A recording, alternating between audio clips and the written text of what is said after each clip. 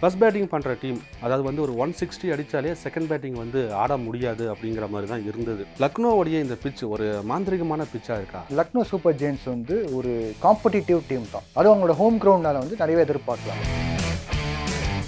Black சைடில் வந்து maximum வந்து ஸ்பின்னுக்கு சப்போர்ட் பண்ணுது. இன்கேஸ் மறுபடியும் ஒரு பிளாக் சைல் விக்கெட் வந்து ஜஸ்டின் லேங்கர் ட்ரை பண்ணுறாருன்னு வச்சுக்கோங்க, சிஎஸ்கே உடைய பவுலிங் காம்பினேஷன் என்னவா இருக்கும்? Rank turner, black soil wicket, hard fast and bouncy pitches அப்படின்ட்டு ஆப்போசிஷன் டீமை நீங்களும் ஒரு அட்டாக்கிங்கான டீம் தானே வச்சுக்க போறீங்க. ஸ்ட்ரென்த்ஸ் நீங்கள் நல்லா எக்ஸிக்யூட் பண்ணீங்கன்னா அன்னைக்கு வந்து 3 நாள் சொல்லிக்கலாம்.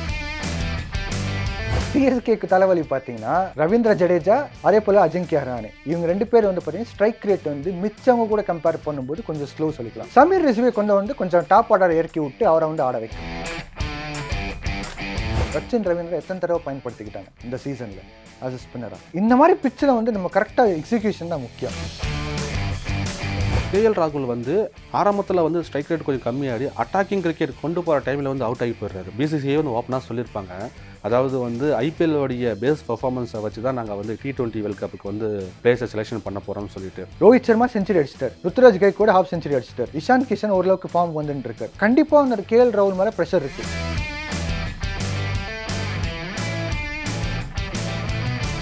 ஐபிசி தமிழ் ஸ்போர்ட்ஸ் நேயர்கள் அனைவருக்கும் வணக்கம். இன்றைக்கி நம்மளுடைய ஸ்பெஷல் ஷோ. நம்ம விஜய் சார் வந்து ஐபிசி தமிழ் ஸ்போர்ட்ஸில் ஆரம்பித்து இன்றைக்கி 50th எபிசோட கிராஸ் பண்ணுறாரு. ஸோ அந்த ஷோவில் வந்து நாம் இன்றைக்கி பார்க்க போகிற ஐபிஎல்லுடைய ப்ரீ மேட்ச் டிஸ்கஷன் என்னென்னு பார்த்தீங்கன்னா, லக்னோவில் எல்எஸ்ஜி அண்டு சிஎஸ்கே இடையே நடக்க போகிற அந்த 34வது லீக் மேட்சை பற்றி தான். இந்த மேட்சை பற்றி நமக்காக டிஸ்கஸ் பண்ணுறதுக்காக நம்ம கூட எழுந்திருக்காங்க நம்மளுக்கு கிரிக்கெட் எக்ஸ்பர்ட் அண்ட் அனலிஸ்டான விஜய் அவர்கள். வணக்கம் விஜய் சார். வணக்கம் விஜய் சார். இப்போது எல்எஸ்ஜி ஆரம்பத்தில் பார்த்தீங்கன்னா ஐபிஎல் செஷன் ஆரம்பிக்கும் போதே வந்து கப்பு எங்களுக்கு தான் அப்படிங்கிற மாதிரி பயங்கர ஒரு சூப்பரான பர்ஃபார்மன்ஸை கொடுத்து கன்சிக்யூட்டிவாக வின் பண்ணிட்டு வந்தாங்க. இப்போ தொடர்ந்து வந்து டிஃபீட் ஆகிட்டே வராங்க. எல்எஸ்ஜியை பொறுத்த அளவுக்கு இன்றைக்கி ஆட போகிறது வந்து அவங்களுடைய ஹோம் கண்டிஷனில் 4வது மேட்ச் அடல் பிகாரி வாஜ்பாய் ஸ்டேடியம் ஈகானாவில். இந்த ஸ்டேடியத்தில் வந்து ரீசெண்டாக நடந்த ஹோம் மேட்சஸ்லாம் பார்த்தீங்கன்னா ஃபர்ஸ்ட் பேட்டிங் பண்ணுற டீம் அதாவது வந்து ஒரு 160 அடித்தாலே செகண்ட் பேட்டிங் வந்து ஆட முடியாது அப்படிங்கிற மாதிரி தான் இருந்தது. அதே மாதிரி தான் நம்ம நம்பி வந்து டெல்லிக்கு அகேன்ஸ்டாக நடந்த மேட்சை கூட பார்த்தோம். டெல்லிக்கு அகேன்ஸ்டாக நடந்த மேட்ச் வந்து ஒரு விக்கெட் வந்து ஒரு டிஃப்ரெண்ட்டாக இருந்தது. அந்த மேட்ச்சில் பார்த்தீங்கன்னா இவங்க ஸ்ட்ரகிள் பண்ணாலும் நம்ம ஆயுஷ் பதானி வந்து ஓரளவுக்கு நின்று ஒரு நல்ல கான்ட்ரிபியூஷன் கொடுத்து 167 அடித்தாங்க. எப்படியும் வந்து இந்த மேட்சை பொறுத்த அளவுக்கு லக்னோ வின் பண்ணிடும் அப்படி தான் நம்ம நினச்சிட்டு இருந்தோம். ஆனால் எதிர்பாராத விதமாக டெல்லி கேபிட்டல்ஸ் உள்ள வந்து அந்த 170 அடித்து வின் பண்ணியிருக்காங்க. லக்னோவுடைய இந்த பிட்ச் ஒரு மாந்திரிகமான பிட்சாக இருக்கா? எப்படி சார் பார்க்குறீங்க? ஸோ ஃபர்ஸ்ட் ஆஃப் ஆல் நீங்கள் வந்து சொன்னீங்க பார்த்தீங்களா, லக்னோவோட டீம் இந்த சீசனில் வந்து பார்த்தீங்கன்னா ஸ்ட்ராங்காக இருக்குது. கண்டிப்பாக ஆன் பேப்பர்ஸில் பார்க்கும்போது லக்னோ வந்து one of the strongest teams இந்த ஐபிஎல் சீசனில். கேகேஆர், ராஜஸ்தான் ராயல்ஸ் அப்படின்னு நம்ம சொல்லும்போது கண்டிப்பாக வந்து லக்னோ சூப்பர் ஜெயின்ஸ் கூட நம்ம இதில் சேர்த்துக்கலாம். இப்போ தோல்வி சந்திச்சிருக்காங்கன்னு சொல்கிறீங்க பார்த்தீங்களா இந்த சீசன் லக்னோ. இந்த பர்டிகுலராக இந்த சீசனில் பார்த்தீங்கன்னா க்ளோஸ் டிஃபீட்ஸ் தான் இருந்தது. இந்த டிசி மேட்ச் தவிர மிச்ச எல்லா மேட்சும் வந்து க்ளோஸான டிஃபீட்ஸ் தான் இருந்தது. ஸோ இப்போயும் நான் என்ன சொல்ல விரும்புகிறேன்னா, லக்னோ சூப்பர் ஜெயின்ஸ் வந்து ஒரு காம்படிட்டிவ் டீம் தான். அதாவது ஒரு தோல்வி இல்லை 2-3 தோல்வியை பார்த்தாலும் வந்து நல்ல ஒரு ஃபைட் பேக் கொடுத்தாங்க. ஸோ கண்டிப்பாக வந்து நம்ம நிறையவே எதிர்பார்க்கலாம். அதுவும் அவங்களோட ஹோம் கிரவுண்டால் வந்து நிறையவே எதிர்பார்க்கலாம். ஸோ இதில் செகண்ட் விஷயம் என்னென்னா, இப்போ லக்னோ சூப்பர் ஜெயின்ஸ் சார்வை நம்ம ஃபஸ்ட்டு பேசிடலாம். டாஸ் ஜெயிச்சுட்டு ஃபஸ்ட்டு வந்து பேட்டிங் எடுத்தால் பெட்டராக இருக்கும் லக்னோக்கு.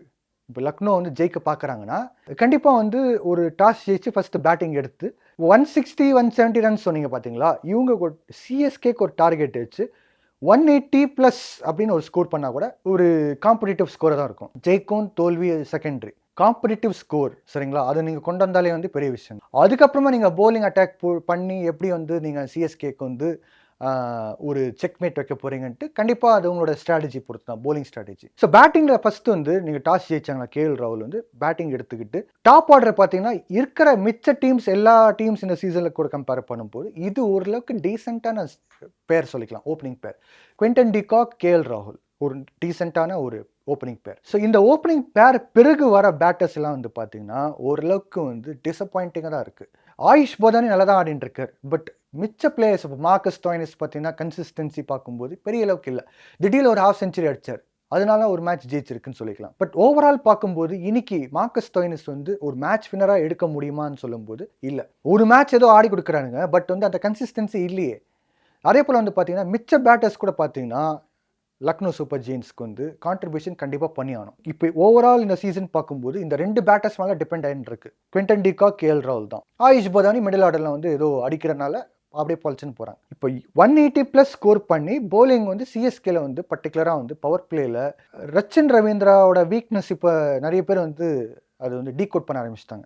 பவர் பிளேல அவரோட விக்கெட் எடுக்க ஆரம்பிச்சிட்டாங்க. ஸோ அதை வந்து முதல்ல பண்ண பார்க்கணும் இவங்க. அடுத்தது பார்த்தீங்கன்னா ருத்துராஜ் கைக்வாட் 1 டவுன் வந்து தான் போன மேட்ச்ல வந்து 60 யார்டு அடிச்சார். கண்டிப்பாக சார். இப்போ இந்த மேட்ச்ல மறுபடியும் அவர் ஓப்பனிங் வந்தாருன்னா ஃபர்ஸ்ட் அவரை டார்கெட் பண்ணணும். ரச்சின் ரவீந்திரா, ருத்துராஜ் கைக்வாட் வந்து விக்கெட் டக்குன்னு எடுக்கக்கூடிய பேட்டர்ஸ் எல்எஸ்ஜி பொறுத்து பார்க்கும்போது. ஸோ அடுத்தது வந்து பார்த்தீங்கன்னா அஜிங்கிய ரஹானே ஒருவேளை ஓப்பனிங் வந்தாருன்னா போன மேட்ச் சுச்சுவேஷன் படி பார்த்தீங்கன்னா அஜிங்கிய ரஹானே நிற்க வச்சே வந்து அவர் ஸ்கோர் பண்ண விடாமல் பண்ணணும். அப்போ என்ன ஆகும், ஸ்ட்ரைக் ரேட் கம்மியாயிடும். இப்போ சிஎஸ்கேக்கு தலைவலி பார்த்தீங்கன்னா ரவீந்திர ஜடேஜா அதே போல் அஜிங்கிய ரஹானே இவங்க 2 பேர் வந்து பார்த்தீங்கன்னா ஸ்ட்ரைக் ரேட் வந்து மிச்சவங்க கூட கம்பேர் பண்ணும்போது கொஞ்சம் ஸ்லோ சொல்லிக்கலாம். கம்மியாக வச்சு தான் ஆடுவாங்க. அஜிங்கிய ரஹானே ரோல் என்னன்னா இந்த சிஎஸ்கேக்கு அவர் நின்றுட்டு இப்போ ரச்சின் ரவீந்திரா அடிக்கிறாருன்னா சப்போர்ட் பண்ணுறது, இல்லைனா வந்து ருத்துராஜ் கைக்வாட் அடிக்கிறாருன்னா அவர் சப்போர்ட் பண்ணுறது தான் அவரோட கடமை. இப்போ நீங்கள் வந்து அந்த கடமையை வந்து நீங்கள் அது உங்களுக்கு சாதகமாக நீங்கள் பண்ணிடலாம், அது உங்கள் bowling அட்டாக் வச்சு. எப்போவுமே அந்த ஓவர் முடிக்கும்போது அஜிங்கிய ரஹானே ஸ்ட்ரைக் கொண்டு வந்து அடுத்த ஓவரில் வந்து அவரை வந்து ஆட வைக்கணும். நீங்கள் டைட்டான லைன் போட்டிங்கன்னா அவர் டிஃபென்ஸ் ஆடினே போவார். அப்படியே வந்து நீங்கள் வந்து ஃபஸ்ட்டு 6 ஓவர்ஸ் வந்து பவர் பிளேயில் அப்படியே ஓட்டிடலாம் ஒருவேளை ஓப்பனிங் வந்தாருன்னா. 1 டவுன் வந்தாருன்னா கூட வந்து அதுவே ஒரு அட்வான்டேஜாக பயன்படுத்திக்கிட்டு 2 விக்கெட் ஆல்ரெடி உங்கள் கையில் இருக்குது. ருத்துராஜ் கைக்வாட் அதே போல் வந்து ரச்சின் ரவீந்திரா. இப்போ இவரை வச்சு நீங்கள் கொஞ்சம் அப்படியே ஸ்லோவாக ஸ்ட்ரைக் ரேட்டு வந்து கொண்டு வந்து சிவம் தூபியை வந்து கொஞ்சம் அட்டாக் பண்ணுற மாதிரி இருக்கும். அவர் தான் வந்து அட்டாக்கிங் ஆடுற மாதிரி இருக்கும். அப்போ நீங்கள் வந்து அந்த ஃபீல்ட் செட்லாம் வந்து கரெக்டாக வைக்கிற மாதிரி இருக்கும். ஸோ எல்எஸ்ஜிக்கு வந்து அவங்களுக்கு என்ன பண்ணணுன்ட்டு கையிலே இருக்குது, எக்ஸிக்யூஷன் தான் முக்கியம். இதுதான் இப்போ நீங்கள் டாஸ் ஜெயிச்சிங்கன்னா எல்எஸ்ஜி வந்து பேட்டிங் எடுத்தால் பெட்டராக இருக்கும். அதே போல் வந்து சிஎஸ்கேக்கு வந்து பேக் ஃபுட்டில் வைக்கணும். அதே போல் சிஎஸ்கே சார்பாக பேசும்போது டாஸ் ஜெயிச்சாங்கன்னா கூட அவனுக்கு பிரச்சனை இல்லைங்க. இந்த டீம் இப்போது இருக்கிற டீம் சிஎஸ்கேக்கு வந்து இந்த ஸ்கோர் சேஸ் பண்ணி ஜெயிக்கிற டீம் தான் வச்சுருக்காங்க, பிரச்சனை இல்லை உங்களுக்கு. எங்கே வந்து வீக்னஸ்னால் இப்போ வந்து ஸ்ட்ரைக் ரேட்டில் பிரச்சனை இருக்குது. நான் சொன்ன மாதிரி அஜிங்கிய ரஹானே, ரவீந்திர ஜடேஜா 2 பேர் ஸ்ட்ரைக் ரேட் பிரச்சனை இருக்குது. இன்ஃபார்ம் பிளேயர் வந்து பார்த்தீங்கன்னா ரச்சின் ரவீந்திரா வந்து கன்சிஸ்டண்ட்டாக இருக்கார், ஃபார்மில் இருக்கார், பட் இன்கன்சிஸ்டண்ட்டாக இருக்கார். ருத்துராஜ் கைக்வாட் கொஞ்சம் ஃபார்முக்கு டச்சில் வந்துட்டார், நல்ல விஷயம் தான். சமீர் ரிஸ்வியை கொஞ்சம் டாப் ஆர்டர் இறக்கி விட்டு அவரை வந்து ஆட வைக்கணும். கண்டிப்பாக அவரை எடுக்கிறதுக்கு வாய்ப்பு இருக்குது. சமீர் ரிஸ்வியை நீங்கள் எடுக்கிறீங்க, போன மேட்ச்லையும் எடுத்தீங்க, அதுக்கு முந்தின மேட்ச் கூட எடுத்தீங்க. பட் வந்து நம்பர் 7 நம்பர் 8 பேட்டிங் ஆடல, அந்த மாதிரி ஒரு சிச்சுவேஷன் கொண்டு வந்தீங்க. ஒரு மேட்ச் டக் அவுட் ஆகிட்டார், அதுக்குன்ட்டு நம்ம வந்து அவரை வந்து நம்ம குறைச்சி போட்டு பேச முடியாது. நீங்கள் டாப் ஆர்டர் அனுப்புங்க, அவர் ஆட்டம் 2 டவுன் இறக்கி விட்டுருங்க, ஆட்டம், அப்போ அவர் கான்ஃபிடன்ஸ் வரும். ஸோ சிஎஸ்கேக்கு வந்து இது சேஸபிள் டீம் சொல்லிக்கலாம் இப்போ இருக்கிற லைனப். ஸோ இப்போ ஹெட் டு ஹெட் பார்க்கும்போது இவங்க 2 பேருமே வந்து 3 மேட்ச் அடிச்சிருப்பாங்க. அதில் ஒரு மேட்ச் வந்து சிஎஸ்கே, ஒரு மேட்ச் வந்து எல்எஸ்ஜி, ஒரு மேட்ச் வந்து ரிசல்ட் இல்லாமல் போயிருக்கும். இந்த 2 மேட்ச் இவங்க வின் பண்ணியிருக்காங்க இல்லைங்களா? இந்த 2 மேட்சுமே பார்த்தீங்கன்னா 211, 205, அதாவது டாப் ஸ்கோரே வந்து 211 இருக்கும், லோவஸ்ட் ஸ்கோர் வந்து 205 இருக்கும். அந்த மாதிரி இப்போ 2 பேருமே வந்து இவங்களுடைய லாஸ்ட் மீட்டில் வந்து ஸ்கோரே வந்து 200+ தான் இருக்குது. இன்றைக்கி நம்ம ஈகான ஸ்டேடியத்தில் வந்து இதே மாதிரி ஒரு 200+ ஸ்கோரை வந்து எதிர்பார்க்கறது வாய்ப்பு இருக்குமா? இப்போ போன மேட்ச் ஆடினாங்கன்னு சொன்னீங்க பார்த்தீங்களா, அது எங்கே ஆடினாங்க? துபாய், ஷார்ஜா அந்த மாதிரி, இல்லைனா வந்து மும்பை, பூனே அந்த மாதிரி. ஸோ அங்கே பார்த்தீங்கன்னா உங்களுக்கு வந்து பிச்சஸ் வந்து பேட்டிங்க்கு வந்து 100% சாதகமாக இருக்கும். ஷார்ஜாலெலாம் பார்த்தீங்கன்னா பால் தொட்டாலே கிரவுண்ட் விட்டு போயிடும், ரொம்ப சின்னது தான், கிரவுண்ட் டைமென்ஷன்ஸே சின்னது தான். அதே போல் வந்து நீங்கள் வந்து துபாய் கூட பார்த்தீங்கன்னா பேட்டிங் பாரடைஸ் தான். அபுதாபி தான் கொஞ்சம் சேலஞ்சிங்காக இருக்கும் கூட, துபாய் கொஞ்சம் பேட்டிங் சாதகமாக தான் இருக்கும். இந்த பக்கம் நம்ம மும்பை பார்க்கும்போது வாங்கேடி நம்மளுக்கு தெரிஞ்ச விஷயம் தான், அது வந்து full and full flat wicket. இன்னைக்கு இல்லை, இதுக்கு முன்னால் கூட நம்ம ஐபிஎல்ல கூட இந்த வேர்ல்ட் கப் கூட பார்த்தோம் பார்த்தீங்களா, கிளென் மேக்ஸ்வெல் எப்படி அடிச்சார் பாருங்க. ஸோ அது பேட்டிங்க்கு சாதகமான விக்கெட் சொல்லிக்கலாம்.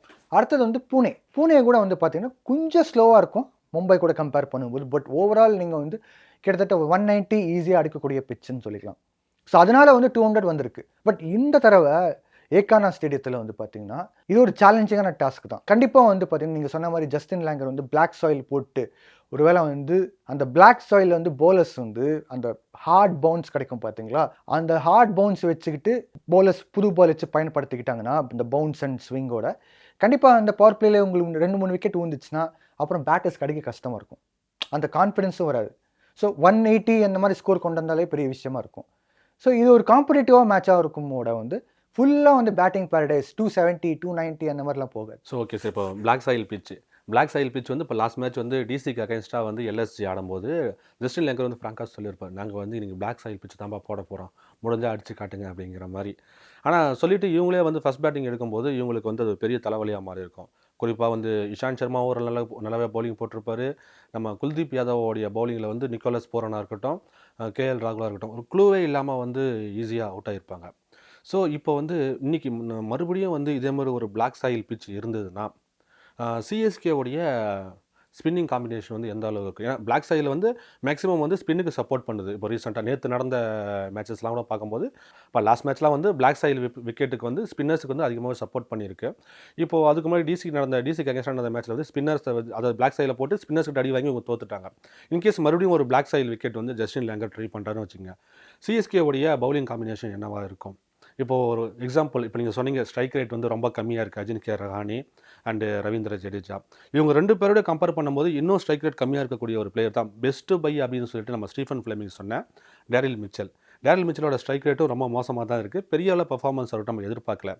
இன்கேஸ் இன்னைக்கு ஜஸ்டின் லேங்கர் வந்து ஒரு பிளாக் சைல் விக்கெட் போட்டிருக்காரு அப்படின்றப்போ டேரில் மிச்சலை ட்ராப் பண்ணிவிட்டு மிச்சல் சாண்ட்னரை வந்து டீமுக்குள்ளே கொண்டு வரதுக்கு வாய்ப்பு இருக்குங்களா? ஏன்னா மிச்சல் சாண்ட்னர் வந்து ஒரு ஆங்கிள் கிரியேட் பண்ணி போடக்கூடிய ஒரு லெஃப்ட் ஆர்ம் ஸ்பின்னரு. ஏற்கனவே கூட வந்து ரவீந்திர ஜடேஜா அப்புறம் தீக்ஷனாலாம் இருக்காங்க. ரச்சின் ரவீந்திரா கூட வந்து ஒரு ஸ்பின்னிங் ஆப்ஷன் தான். எப்படி இருக்கும் சார் இந்த காம்பினேஷன் இன்னைக்கு கொண்டு வந்தா? ஃபர்ஸ்ட் ஒரு கேள்வி கேட்டிங்க, சூப்பராக கேட்டிங்க. அதாவது இப்போ பிளாக் சாயில் போட்ட பிறகு வந்து ஜஸ்டின் லேங்கர் சொன்னார் பார்த்தீங்களா, பிளாக் சாயில் நான் கொண்டு வர போகிறோம் அப்படி போட்ட பிறகு வந்து பார்த்தீங்கன்னா லக்னோ சூப்பர் ஜெயின்ஸ் அதில் ஆடுவாங்கன்ட்டு. ஆனால் வந்து பார்த்தீங்கன்னா அது ஒரு டேர்னிங் பாயிண்ட்டாகவே இருந்துச்சு. அவங்களுக்கே வந்து திருப்பி அட்டாக் ஆன மாதிரி. கண்டிப்பாக. இப்போ நம்ம வந்து இந்தியாவில் வந்து ரேங்க் டர்னர்ஸ் போட்டோம். எங்கே ஆஸ்திரேலியா கூட ஆடும்போது, இங்கிலாந்து கூட ஆடும்போது நம்மளே அடிக்கலையா? ஜோ ரூட் 5 விக்கெட் எடுத்தாரு. மைக்கேல் கிளார்க்லாம் 6 விக்கெட் எடுத்தாரு. அதே போல் வந்து நம்ம நினச்சி பார்க்காத பிளேயர்ஸ்லாம் வந்து பார்த்தீங்கன்னா அந்த அஜாஸ் பட்டேல் 10 விக்கெட் எடுத்தாரு. ஆமாம், சில பிளேயர்ஸ்லாம் வந்து பார்த்தீங்கன்னா ஒரு பயங்கரமாக நம்மளுக்கே ஒரு அட்டாக் கொடுத்தாங்க. ஸோ அது நடக்கிறது சகஜம்தான். இப்போ நம்ம வந்து ஒரு ஸ்ட்ராட்டஜியாக ஒரு போகிறோங்க, அது வந்து இந்த மாதிரி வந்து விக்கெட் வந்து இருக்க போது ஓப்பனாக அனௌன்ஸ் பண்ண போகிறோம். Rank turner, black soil wicket, hard fast and bouncy pitches அப்படின்ட்டு. ஆப்போசிஷன் டீமை நீங்களும் ஒரு அட்டாக்கிங்கான டீம் தானே வச்சுக்க போகிறீங்க. நீங்கள் என்ன சத்தையான டீமை வச்சுக்க வர போகிறீங்க? இல்லை, கண்டிப்பாக. ஸோ ஒரு அட்டாக்கிங் டீம் வச்சுக்கிட்டு வரும்போது வந்து கண்டிப்பாக வந்து உங்களோட ஸ்ட்ரென்த்ஸ் நீங்கள் நல்லா எக்ஸிக்யூட் பண்ணிங்கன்னா அன்றைக்கி வந்து உங்களால் சொல்லிக்கலாம். இப்போ இஷாந்த் சர்மா வந்து பார்த்தீங்கன்னா இந்த ஹோல் சீசன் எடுக்கும்போது பார்த்தீங்கன்னா ஒரு மேட்ச்சில் 2 விக்கெட்டோ 3 விக்கெட் எடுத்தார் பார்த்தீங்களா, அதுலேயும் வந்து பயங்கரமாக அடி வாங்கினது தான். அந்த மேட்ச்லேயும் வந்து யாரோ வந்து 30 odd ரன்ஸ் அடிச்சிருந்தாங்க அந்த மேட்ச்சில் இஷாந்த் சர்மாவோட போலிங்கில். அதுக்கு பிறகு தான் வந்து கம்பேக் கொடுத்து அவர் வந்து 3 விக்கெட்டோ 2 விக்கெட்டோ எடுத்தார். நம்ம நினச்சி பார்க்காத சில விஷயம்லாம் நடக்கும். அதே மாதிரி தான் இப்போ நடந்திருக்குன்னு சொல்லிக்கலாம். எக்ஸிக்யூஷனில் வந்து இவங்க லக்னோ சூப்பர் ஜெயின்ஸ் பார்த்தீங்கன்னா கரெக்டாக இருந்தாங்கன்னா பிரச்சனை இருக்காது. இஷாந்த் சர்மா வந்து நீங்கள் சொன்னீங்க பார்த்தீங்கன்னா அந்த பிளாக் சாயில் விக்கெட் எடுத்தாருன்ட்டு. நான் சொன்ன மாதிரி அது கொஞ்சம் ஹார்ட் அண்ட் பவுன்ஸியாக இருக்கும். பார்த்தீங்கன்னா இந்த பிளாக் சாயில் வந்து பவுன்ஸ் எக்ஸ்ட்ராக்ட் பண்ணும். அதே போல் வந்து உங்களுக்கு பாலில் கிரிப்பு கிடைக்கும். பால் தேயாது. ரெட் சாயில் உங்களுக்கு பால் தேஞ்சிடும். குத்த என்ன ஆகும்னா பால் தேஞ்சிடும், கிரிப் இருக்காது. பிளாக் சாயில் கிரிப் இருக்கும். அது இருக்கிறனால வந்து அவர் கரெக்டாக பயன்படுத்தி சக்ஸஸ் ஆனார்.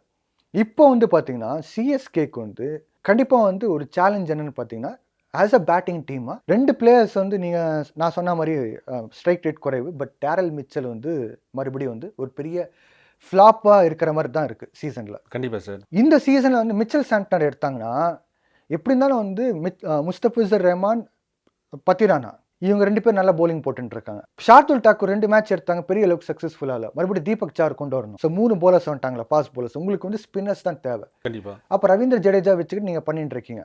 டேரல் மிச்சலை வச்சு நம்ம இது வரைக்கும் போலிங் பயன்படுத்திக்கல. அவர் போடுவார், பட் பயன்படுத்திக்கல. அப்போ நீங்கள் சொன்னபடி பார்த்தீங்கன்னா மிச்சல் சாண்ட்னர் கொண்டு வந்து கொஞ்சம் ஸ்லோவாக போடுவார். அவர் அந்த ஆங்கிள் மட்டுமே இல்லாமல் கொஞ்சம் அந்த டேனியல் விட்டோரியோட ஆக்ஷன் மாதிரி இருக்கும். கொஞ்சம் ஸ்லோவாக அப்படியே டக்குன்னு போடுவார், அந்த ஒரு ஆங்கிளில் போடுவார். ஸோ அதனால் வந்து கண்டிப்பாக மிச்சல் சாண்ட்னர் வந்து ஒரு அட்வான்டேஜ் சொல்லிக்கலாம். அதே போல் வந்து ரச்சின் ரவீந்திரா எத்தனை தடவை பயன்படுத்திக்கிட்டாங்க இந்த சீசனில் ஆஸ் அ ஸ்பின்னராக? எத்தனை தடவை பயன்படுத்திக்கிறாங்க? இல்லை, அவ்வளோ பெருசாக வந்து பயன்படுத்திக்கல.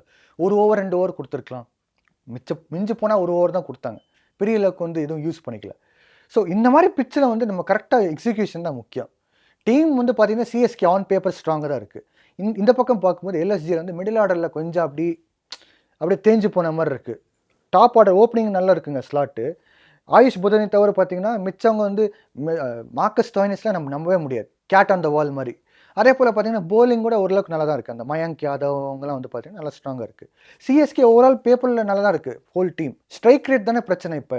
இப்போ டேரல் மிச்சல் வந்து நீங்கள் மாற்றி நீங்கள் சொன்ன மாதிரி மிச்சல் சாண்ட்னர் கொண்டு வந்தால் வந்து கண்டிப்பாக ஒரு ஸ்ட்ரென்த் கிடைக்கும். இந்த பிளாக் சாயில் வந்து எக்ஸ்ப்ளோர் பண்ணலாம், இன்னும் பெட்டராக எக்ஸ்ப்ளோர் பண்ணலாம். மிச்சல் சாண்ட்னர் வந்து சேசிங் கூட நல்லா உதவர். கண்டிப்பா, ஹெல்ப்ஃபுல்லாக இருப்பார். கண்டிப்பா சார். ஒரு 30-40 ரன்ஸ் அடிச்சு உங்களுக்கு ஜெயிச்சு கூட கொடுப்பார். லக்னோ சூப்பர் ஜெயண்ட்ஸை பொறுத்த அளவுக்கு அந்த டீமுக்கு வந்து ஒரு பெரிய அசெட்னா அது கேஎல் ராகுல் தான்.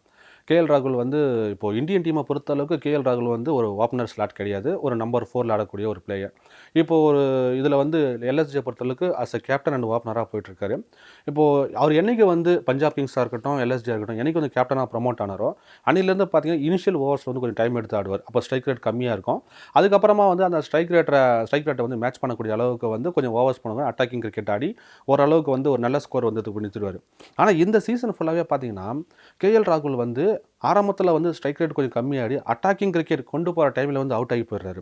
இப்போது பிசிசிஐ வந்து ஓப்பனாக சொல்லியிருப்பாங்க, அதாவது வந்து ஐபிஎல்லோடைய பேஸ் பர்ஃபார்மன்ஸை வச்சு தான் நாங்கள் வந்து T20 வேர்ல்ட் கப்புக்கு வந்து பிளேயர்ஸை செலெக்ஷன் பண்ண போகிறோம்னு சொல்லிட்டு. ஸோ இப்போ கேஎல் ராகுலுக்கு வந்து ஐபிஎல்லோடைய இந்த பர்ஃபார்மன்ஸ் தான் வந்து T20 வேர்ல்ட் கப்பில் வந்து அவருக்கு வந்து ஒரு செலெக்ஷனில் கொண்டு போகுதுன்னா, அப்போ கேஎல் ராகுலுக்கு வந்து இது வந்து ஒரு டூ ஆர் டை அப்படிங்கிற கேமர் எடுத்துக்க முடியுமா? ஃபஸ்ட்டு கேள்வி என்னென்னா, நீங்கள் அதில் வந்து எல்எஸ்ஜிக்கு வந்து ஓப்பனிங்காக போகிறாரு சொன்னீங்க. இப்போ நீங்கள் கேஎல் ராகுலுக்கு வந்து ஓப்பனிங் போகலன்னு வைங்க, குவிண்டன் டிகாக் யார் போவாங்க? கைல் மேயர்ஸ் ஒரு ஆப்ஷன் இருக்குது. நீங்கள் மார்க்கஸ் ஸ்டைனிஸை கூட ட்ராப் பண்ணிவிட்டு கைல் மேயர்ஸை கொண்டு வரலாம். பட் அவர் வந்து ஒரு நம்பிக்கையான ஓப்பனரா? லாஸ்ட் சீசன் ஃபுல்லாக வந்து எல்எஸ்சிக்கு ஓப்பனிங்கில் நல்லாவே பண்ணியிருக்காரு. பட் வந்து ஒரு நம்பிக்கையான ஓப்பனராக இருக்க முடியுமா? நிற்பாரா? ஆடுறாரு, யார் வேணால் ஆடலாம். ஏன் இன்னைக்கு வந்து அத்தர்வ தைட் அப்படி அமுச்சு விட்டாங்க ஓப்பனிங்க்கு, அவர் ஆடலையா? ஸோ ஆடுறாங்க, நிறைய பேர் ஆடுறாங்க. பட் வந்து ஒரு ஸ்டாண்டர்டான பிளேயர் ஆடுறது வேறு. அதாவது இப்போ வந்து இன்னைக்கு டீமில் இருப்பாரா இல்லையா அப்படின்னு சொல்கிற பிளேயர் வந்து எடுக்கிறது வேறு. இப்போ மார்க்கஸ் ஸ்டாய்னிஸ் நம்பி எடுத்தாங்க இத்தனை மேட்ச்சு, என்ன கிளிக் ஆனார் அவர்? எதுவுமே ஆலையே. இப்போ கைல் மேயர்ஸ் அவர் பதிலாக எடுத்தால் பெட்டராக இருக்கும்னு தான் தோணுது இந்த சுச்சுவேஷனில். கைல் மேயர்ஸ் வந்து நல்லா பவுலிங்கும் போடக்கூடிய ஆள், மீடியம் பேஸ் போடக்கூடிய. ஆமாம். ஸோ இந்த பட்சத்தை நீங்கள் பார்க்கும்போது கேஎல் ராகுல் வந்து ஒரு டிபெண்டபுளாக வந்து நம்ம எடுக்கிறோம் ஓப்பனராக, ரைட் அண்ட் லெஃப்ட் காம்போவாக கூட எடுக்கிறோம். மூணாவது பார்த்தீங்கன்னா ஒரு இந்தியன் பிளேயராக வந்து ப்ரமோட் பண்ணுறதுக்கும் பார்க்குறோம். நாலாவது பார்த்தீங்கன்னா ஒரு இந்தியன் பிளேயரை வந்து அதிகபட்சத்தில் நீங்கள் பால் பேஸ் பண்ணிங்கன்னா உங்களுக்கு ஒரு கான்ஃபிடன்ஸ் வந்து நீங்கள் பெரிய அளவுக்கு ஸ்கோர் பண்ணுறதுக்கும் ஒரு சான்சஸ் இருக்குது. எல்லா ஆங்கிள்ஸை பார்க்கும்போது கேஎல் ராகுல் ஓப்பனிங் போகிறது வந்து எல்எஸ்ஜிக்கு நல்லது தான் சொல்ல வரேன். பட் நீங்கள் சொல்கிற படி பார்த்தீங்கன்னா ஸ்ட்ரைக் ரேட்டு இம்ப்ரூவ் ஆகிறப்போ வந்து அவுட் ஆகிறாரு பார்த்தீங்களா, அதுதான் அவர் வந்து பார்க்கணுமே. இப்போ ரோஹித் சர்மா செஞ்சுரி அடிச்சிட்டார், சரிங்களா? ருத்துராஜ் கைக்வாட் ஹாஃப் செஞ்சுரி அடிச்சிட்டார். இந்த பக்கம் நம்ம பார்க்கும்போது இஷான் கிஷன் ஓரளவுக்கு ஃபார்ம் வந்துட்டு இருக்கார். இப்போ கண்டிப்பாக அந்த கேஎல் ராகுல் மேலே ப்ரெஷர் இருக்குது. ஆஸ் அன் இந்தியன் பிளேயராக வந்து என்ன அளவுக்கு வந்து பர்ஃபார்ம் பண்ண போகிறாருன்ட்டு. இவருக்கு மட்டும் கூலாக ஆடிட்டு ஒன்றும் இல்லை, குவிண்டன் டிகாக் நல்லா ஆடுறாருங்க. அப்புறம் நிக்கோலஸ் புரான் கூட இருக்கார். அப்படி இவர் அவுட் ஆகிட்டாரா கூட இவர் இருக்கார் மிடில் ஆர்டரில். ஸோ இந்த கேப் இருக்கிற வரைக்கும் வந்து கேஎல் ராகுல் கூலாக ஆடிக்கிட்டு அவர் வந்து டக்குன்னு வந்து கேமோட ஃபேஸே மாற்றிடலாம். கண்டிப்பாக அதுதான் அவர் பார்க்கணுமோட. இதெல்லாம் இவ்வளோ யோசிக்கணும் அவசியம் இல்லை. வேர்ல்ட் கப் பற்றி கூட அவர் யோசிக்க வேண்டிய தேவையில்லை. அவரோட கேம் மட்டும் ஃபோக்கஸ் பண்ணி இந்த ஐபிஎல்ல வந்து லக்னோ சூப்பர் ஜெயின்ஸ்க்கு எப்படி ஆடி கொடுக்குறாரு, அவங்க டீம் வின் ஆன பிறகு வந்து அடுத்த கட்டத்துக்கு போகிறாங்களா, இதுதான் வந்து ஃபோக்கஸ் பண்ண போதும். ஸோ அவரோட ஸ்ட்ரைக் ரேட் வந்து கண்டிப்பாக வந்து இம்ப்ரூவ் ஆகிறதுக்கு வாய்ப்பு இருக்குது. 3வது இடத்துல இருக்கக்கூடிய சிஎஸ்கே அண்ட் 5வது இடத்துல இருக்கக்கூடிய எல்எஸ்ஜி, இவங்க 2 பேருடைய இன்னைக்கு பிளேயிங் 11 என்னவாக இருக்கும்? ஸோ நம்ம ஃபஸ்ட்டு வந்து ஹோம் டீமோட 11 பற்றி பேசலாம். குவிண்டன் டிகாக் கண்டிப்பாக வந்து ஓப்பனராக இருப்பார். அவருக்கு வந்து ஓப்பனிங் பேர் பார்த்தீங்கன்னா கேஎல் ராகுல். அவரோட ஸ்ட்ரைக் ரேட் வந்து அப்படி இப்படின்னு போனால் கூட வந்து கண்டிப்பாக நான் அவரோட ஓப்பனராக எடுப்பேன். அடுத்தது பார்த்தீங்கன்னா தீபக் ஹூடா கூட வந்து என்னோட 11ல் எடுப்பேன். மேபி வந்து ஹார்ட் ஹிட்டிங் பிளேயராக இருக்கிறதுக்கு வந்து பெரிய அளவுக்கு வாய்ப்பு இருக்குது. அதே போல் வந்து தீபக் ஹூடா வந்து பவுலிங் கூட ஒரு ஆப்ஷனாக கூட கண்டிப்பாக போடுவார். ஆமாம். அப்புறம் ஆயுஷ் பதானி மிடில் ஆர்டரில் கண்டிப்பாக ஒரு இந்தியன் பிளேயர் வந்து வச்சுக்கலாம். அப்புறம் மார்க்கஸ் ஸ்டாய்னிஸாக கைல் மேயர்ஸாக இருக்கும்போது எனக்கு பர்சனலாக வந்து கைல் மேயர்ஸ் போவேன். ஒரு பவுலிங் ஆப்ஷன் கிடைக்கும். அதே போல் வந்து ஒரு லெஃப்ட் ஹேண்டர், கண்டிப்பாக லெஃப்ட் ஹேண்டர். அதே போல் வந்து ஒரு ஸ்டாண்டர்ட் பிளேயர் நம்பி, அதாவது மிடில் ஆர்டரில் நம்பலாம். ஓப்பனிங் எப்படி போகும்னு தெரியாது. புது பால் ஆடுறது வேறு, கொஞ்சம் ஓல்டான பிறகு ஆடுறது வேறு. ஸோ அந்த பட்சத்தில் வந்து நான் கைல் மேயர்ஸ் போவேன். ஏன்னா ஏற்கனவே மார்க்கஸ் ஸ்டாய்னிஸ் நிறைய மேட்ச்சை வந்து பயன்படுத்திட்டேன். நிக்கோலஸ் புரான் ஒரு மிஸ்டர் டிபெண்டபிள் எல்எஸ்ஜிக்கு. குருணால் பாண்டியா நல்ல ஸ்பின் போலிங் போட்டுருக்காரு, அவர் இருப்பார் என்னோட டீமில். தேவ்தத் படிக்கலா இல்லைனா வந்து பார்த்தீங்கன்னா அர்ஷின் குல்கர்னியா இப்படின்னு இருக்கும்போது பார்த்தீங்கன்னா எனக்கு என்னமோ தேவ்தத் படிக்கலுக்கு இந்த மேட்ச்சில் வாய்ப்பு கொடுத்தா பெட்டராக இருக்கும்னு தோணுது. இல்லை கண்டிப்பாக எஸ், நல்லா பர்ஃபார்ம் பண்ணல இந்த சீசனில், வந்து பெரிய அளவுக்கு வந்து எதுவும் இல்லை அவர்கிட்டேருந்து. பட் இதுதான் அவருக்கு வாய்ப்பு ஒரு கம்பேக் கொடுக்கறதுக்கு. இந்த அடுத்த 2 மேட்ச்சில் வந்து ஓரளவுக்கு ஃபார்முக்கு வந்துட்டாருன்னா கண்டிப்பாக வந்து எல்எஸ்ஜிக்கு வந்து பேட்டிங் ஆர்டர் ஓரளவுக்கு ஸ்ட்ராங்காக போகிறதுக்கு வாய்ப்பு இருக்கலாம். அடுத்தது பார்த்தீங்கன்னா வந்து கிருஷ்ணப்ப கௌதம் கூட ஒரு நல்ல சாய்ஸ் தான். ஒருவேளை வந்து உங்களுக்கு தேவதத் படிக்கல் வேணாம் கூட சொன்னா கூட கிருஷ்ணப்ப கௌதம் கூட நல்ல சாய்ஸ் தான். அடுத்தது வந்து பார்த்தீங்கன்னா எல்எஸ்சிக்கு வந்து முக்கியமான போலர் யாஷ் தாக்கூர். இவர் வந்து நல்ல போலிங் போட்டுட்டு இருக்காரு இந்த சீசனில். ஸோ யாஷ் தாக்கூர் நான் மறுபடியும் கண்டினியூ பண்ண விரும்புகிறேன். ஷமார் ஜோசப் எடுக்கணுமா இல்லை நவீன் உல்லக் எடுக்கணுமா அப்படின்னு கேட்கும்போது நவீன் உல்லக் வந்து இந்த சீசன் நல்லா பர்ஃபார்ம் பண்ணிட்டு இருக்காரு. பட் வந்து பார்த்தீங்கன்னா அவருக்கு வந்து ஒர்க் லோட் மேனேஜ்மெண்ட் படி கொஞ்சம் ரெஸ்ட் கொடுத்தா பெட்டராக இருக்கும். ஸோ மறுபடியும் ஷமார் ஜோசப்க்கு இன்னொரு வாய்ப்பு கொடுத்தா எப்படி பர்ஃபார்ம் பண்ணார் பார்த்துடலாம். ஏன்னா ஒரு மேட்ச் வச்சு நீங்கள் வந்து டிசைட் பண்ண முடியாது. மோஷின் கான் கண்டிப்பாக இந்த டீமில் இருப்பார். Last but not the least வந்து ரவி பிஷ்னாய். ஸ்பின் காம்போ வந்து பார்த்தீங்கன்னா கிருணால் பாண்டியா, ரவி பிஷ்னாய் இருக்க போகுது. ஸோ சிஎஸ்கே டீம் பார்க்கும்போது வந்து கண்டிப்பாக வந்து ஃபர்ஸ்ட் பேட்டர் வந்து ரச்சின் ரவீந்திரா ஓப்பனிங் பேட்டராக வந்து எடுப்பேன். அவருக்கு வந்து பார்ட்னராக பார்த்தீங்கன்னா ருத்துராஜ் கைக்வாட். மேபி வந்து அஜிங்கிய ரஹானே போன மேட்ச்லேருந்து ஓப்பனிங் போயிட்டு ஏதோ ஒரு கிளிக் ஆயிடுச்சுன்னு சொல்லிக்கலாம். பட் இருந்தாலும் சரி அது எப்படி வேணால் மாற்றி போட்டுக்கலாம். அஜிங்கிய ரஹானே மேபி ஓப்பனிங் போயிட்டு ருத்துராஜ் கைக்வாட் 1 டவுன் கூட வரலாம். ஸோ ஆப்வியஸாக வந்து டாப் 3 பார்த்தீங்கன்னா ரச்சின் ரவீந்திரா, ருத்துராஜ் கைக்வாட், அஜிங்கிய ரஹானே 3 பேர் இருப்பாங்க. சிவம் துபே 4வது பிளேயராக இருப்பார். 5வது பிளேயர் வந்து சமீர் ரிஸ்வியாக இருப்பார். 6வது வந்து மிச்சல் சாண்ட்னர். இந்த தடவை நான் கொஞ்சம் மாற்றலாம் பார்க்குறேன், டேரல் மிச்சல் பதிலாக. நெக்ஸ்ட் பிளேயர் வந்து எம்எஸ்டி, ஒரு முக்கியமான பிளேயர் சொல்லிக்கலாம். நல்ல ஒரு அடிக்கிறாருங்க இப்பயும் அந்த வயசில் கூட. அடுத்தது நீங்கள் பார்க்கும்போது ரவீந்தர் ஜடேஜா கடைசியாக அவர் அனுப்பிவிடுவேன். ஏன்னா வந்து ஸ்ட்ரைக் ரேட்னால வந்து கொஞ்சம் எம்எஸ்டி பிறகு வந்து அனுப்பலாம் பார்ப்பேன்.